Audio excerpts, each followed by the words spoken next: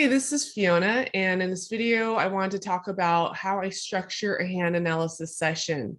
So when someone reaches out to me wanting a session, what I will do is I mail them an ink sheet, and this is so that they can take their handprints and also their fingerprints on paper, and then they can either mail it back to me or take pictures of it and email or text it to me. That way, if they're coming in for an in-person reading or if they're doing it through Zoom or phone, I can see the prints in front of me and really see all the lines and any gift markers and shapes and stuff like that.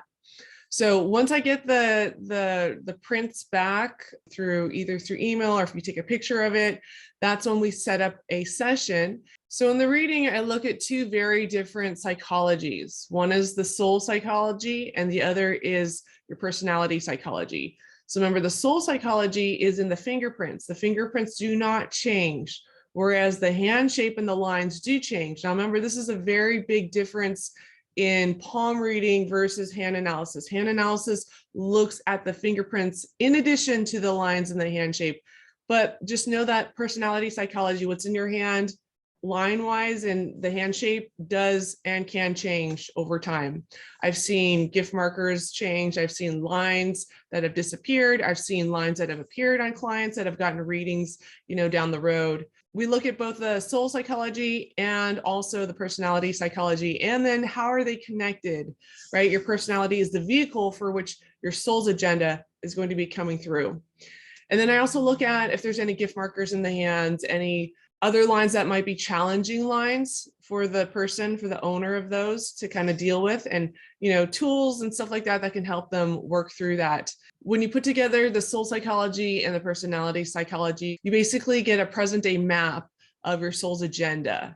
And remember, everything is connected. If it's in your hands, it's in your life. I like to use a lot of stories when I'm doing readings. So if a person has like a murderous thumb, I really try to paint the picture for them. If you have this type of thumb, nothing gets in your way. You have super strong intentionality, the energy and determination to run a marathon, and the energy to just practice. And it's like you can move mountains and not have, that struggle that most other people will have.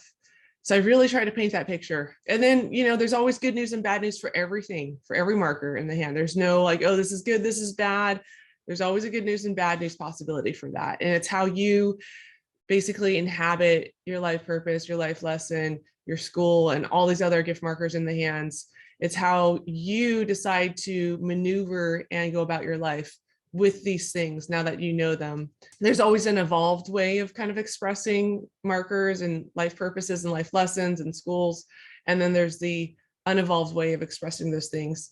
So it's a very big spectrum of what I see with people and how they're applying this information in their lives. And then at the end of the reading, if the person has any questions or anything like that or wants clarification, but usually the next step is to start tracking these things in your life. So where do you see your life purpose? Where do you see your life lesson, your school? Where do you see these gift markers showing up in your life? And just starting to become conscious, because most people are operating their lives, they have no idea of how detailed you can get with the hands, and like, hey, this is how you're wired.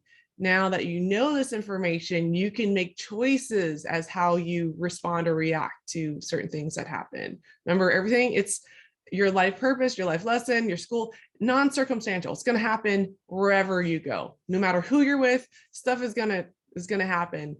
And, obstacles coming to your life, it's part of the whole evolution process. It's meant to help you really step up your game and grapple with certain things to help you on your process of evolution and on your spiritual journey. Okay, cool. So if you have any questions about how I do my readings, you can post them below. Thanks for watching.